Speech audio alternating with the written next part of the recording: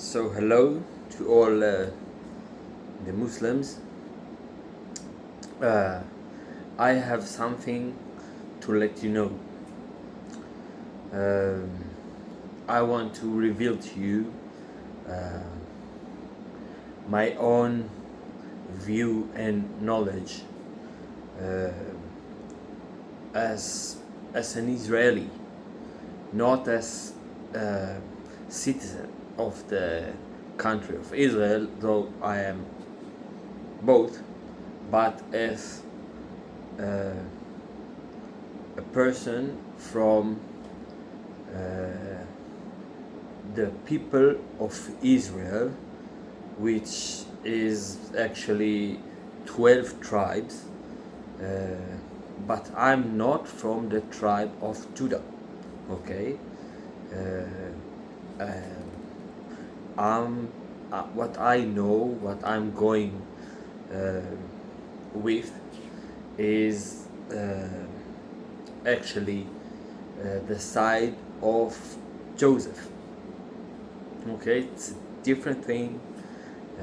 It's not Judaism, it's not Christianity, and it's not Muslim. But what I want to let you know is facts that actually written in your Quran, but you don't understand it properly because there was nobody that you will explain to you this. So what I want to reveal to you refers to the place from where you are hate the people of Israel and the Jewish people. Okay? So I want to refer to this. Now, the source for this hate comes from a Quran, and the reason for this is that in the Quran it's written that the Jews, okay, I will not call them the people of Israel because it's a different matter, the Jews change God's word. Now, for a fact, this is right. The Jews, the part of the Judah tribe, it's only a part of the people of Israel, did change the book and the word of God. But they didn't do it on the book himself. The book himself is the word of God, and you can read it only in Hebrew, and it stays clean because there is the people of Israel that I speak before. They didn't let the Jews to change the book himself. So the Jews couldn't change the book himself, though they really want to do it. What they did, that they wrote their own books where it contains, their book contains the book of God in Hebrew, but they tearing him apart. They actually explained it in the opposite way, so it fits their own view. Okay, so this you must understand. So it's true that the Jews did change the book, but they didn't actually change the book. they change it in their own books, and they have their own books. It's called Gemara, it's called Talmud, it's the Pirushim, when they the interpretation of the book, okay? They interpret it in the opposite way.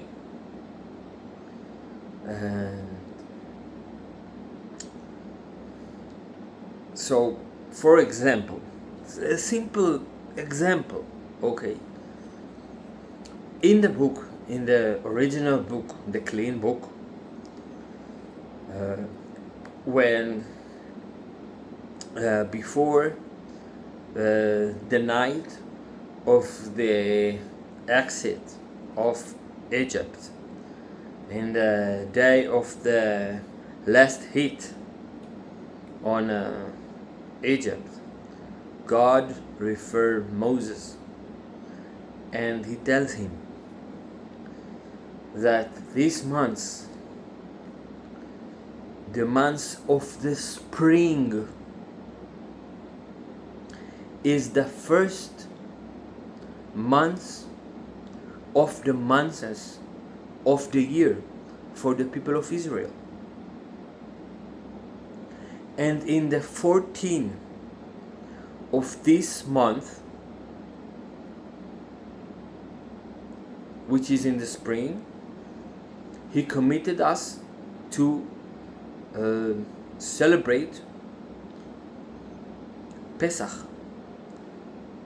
Okay? So I repeat, the spring is the first month of the months of the year for the people of Israel. But if you check the Jews' way, you will see that the Jews celebrate the first of the year, the start of the year, in the fall, in the opposite season. So how comes? Because in their own books they invented that there is 4 starts of the year, and the date that is the start of the year for the people is in the fall. But there is in the book, in the fall, 3 holidays. Okay? One in the first of the 7 months in the fall. It's called a memory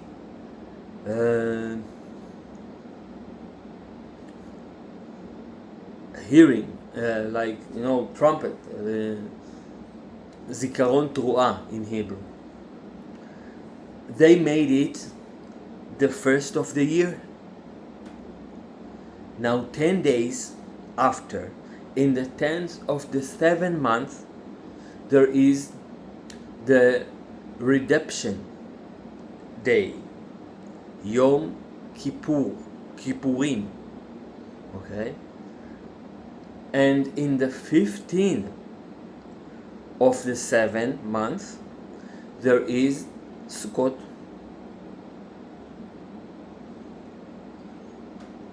So you see here is a very clear example for a fact that the Jewish people, which are only one tribe and not the right tribe, because the right tribe is Joseph, that changed the book, but in their own books. In their own books. And you have to know it. There is one more thing that I can show you, how they changed the book. But this you won't like, because even though I'm justifying what is written in your Quran, okay, as Israel, I refer Jesus and Muhammad as a test to the people of Israel, a test that God make, and the people of Israel, to succeed the test, need to not go after them. For that reason, God gives a part of the truth in the Quran, but in the same time, He gives false information. So I want to end this to introduce this part as well, and I'm talking about the serpent in the chapter 3 of the first book that I call Israel, the book of Israel, but in Hebrew, in the Judaism, it's called Bereshit, and in English it's called Genesis. So in the third paragraph, chapter, there is the description of the serpent. Now, in Hebrew, the word that described the serpent is exactly the same of the word that describe the Adam and Eve when they were after the separation, okay, when they were in Eden Garden, in their bodies, okay. So they what is describing them is that they are naked, okay, and they are not ashamed because they don't know they are naked. Now the serpent in Hebrew, the word is arum, which is same as the word that described Adam and Eve, as I told you before in the end of chapter 2, that is arumim. Now if you take the story as it is written in the Hebrew version, the clean Hebrew version, and you treat the serpent as a naked, the whole story is different. But so it shows him as a good character that want to help Adam and Eve. Okay? He is naked. He knows that he is naked. He knows that Adam and Eve are naked. That's why he's a bit shamed. And what is happening, that he's telling them the truth. All what he tells them happens exactly as he tells them. All what he tells them happens exactly as he tells them. That means he say the truth, and he knows. How does he know? You understand that he is already eaten from the fruit, so he knows what's happened. Now, in the reason that what you know of the serpent, that he was snaky, or I don't know, like a fox, okay? It's because the people who translated the book was Jews, and they didn't translate it, the clean Hebrew version. They translated from their own books, where the change that make him sneaky. And that's why in every other version of this book you see that the snake is asking a question. There is a question mark. It doesn't exist in the Hebrew version. Doesn't exist. In the Hebrew version, the snake, the serpent, is say loud and clear. He said he is saying what he knows. He says as a fact. He says a fact. He said, even though he said don't eat from all of the trees. That's how he said it. But what actually happened, it's because he was ashamed, and because he was trying to be gentle.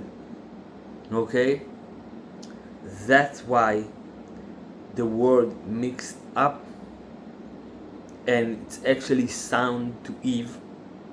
It sound to her that he said the exactly opposite of what God says. Because God said, from all of the tree you will eat, but from the tree of the knowledge you will not eat. So it's the opposite. And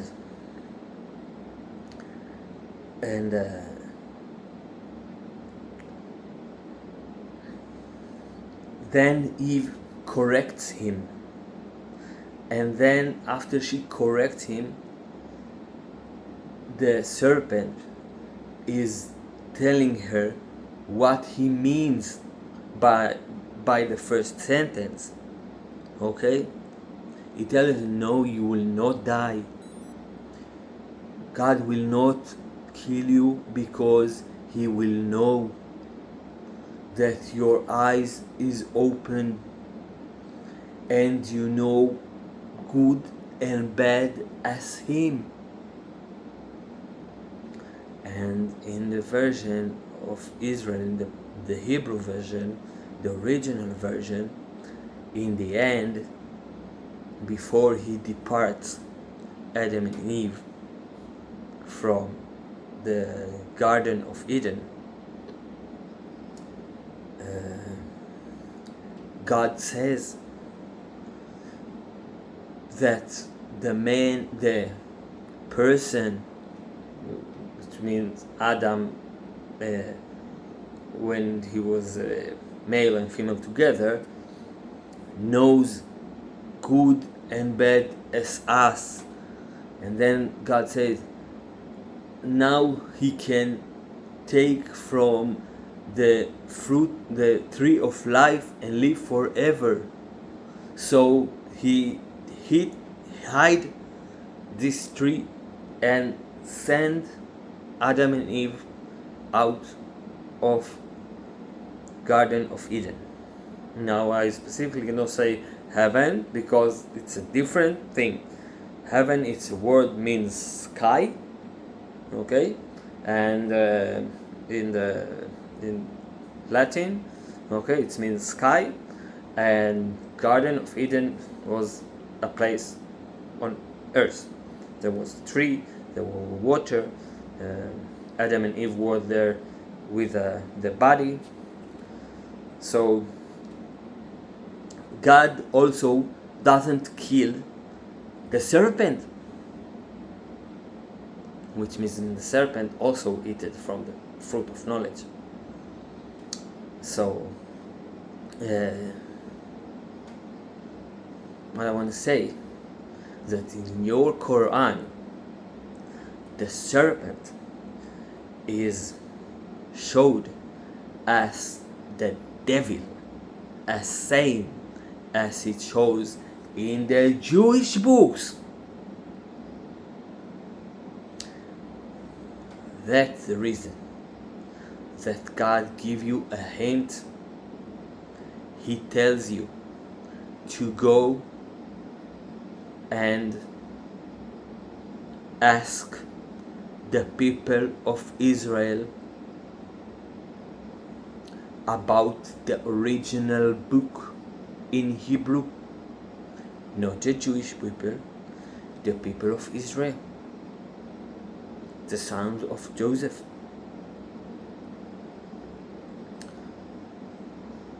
He give you a hint and you are not do it because you have also interpretations books that tells you the opposite as same as the Jewish people.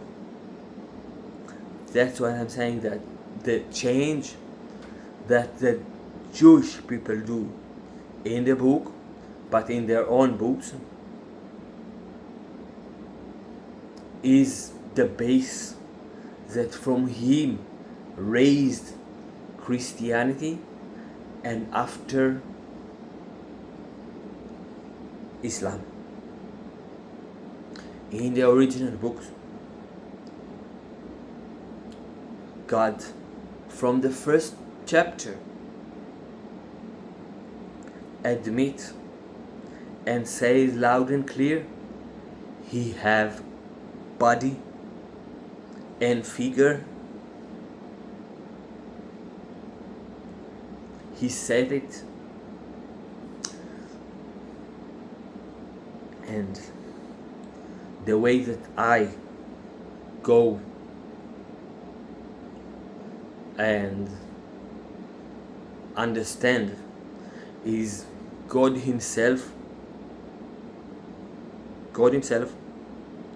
fighted Israel, fighted Jacob, and He is the only one that gave Jacob the name Israel, which means fight with God. This is the translation of the word, the name Israel, fight God, Israel. And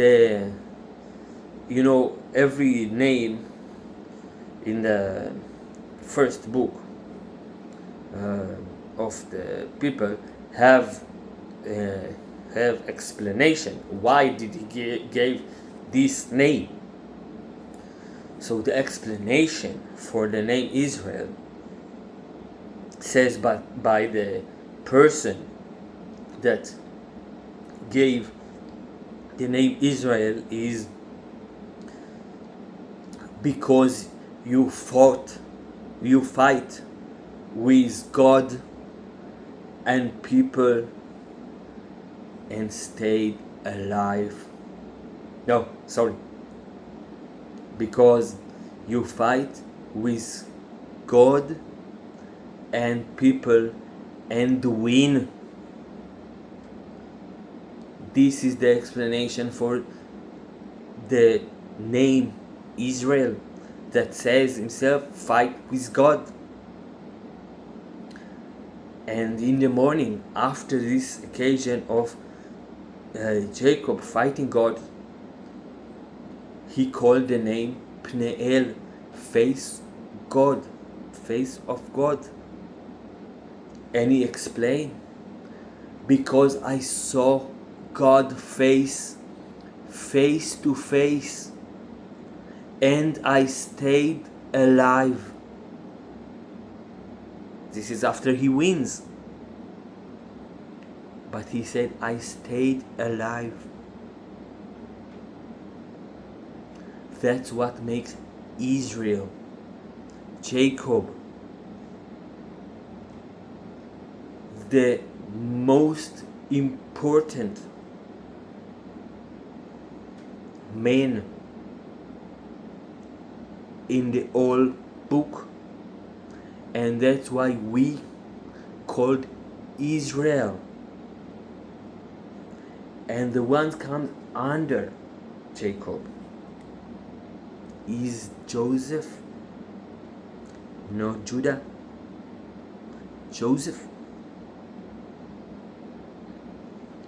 So I invite you to comment and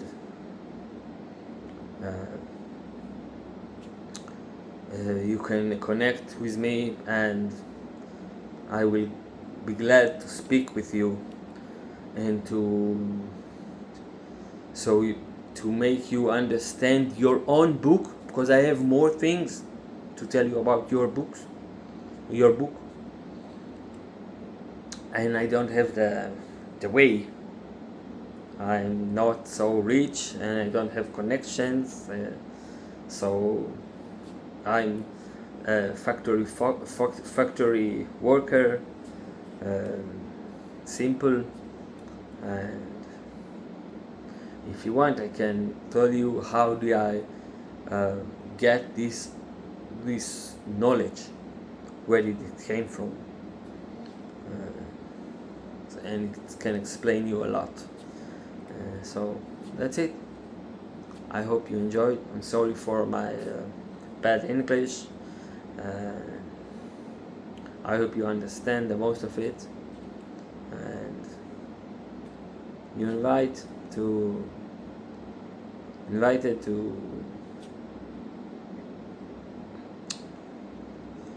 comment and share it if you want.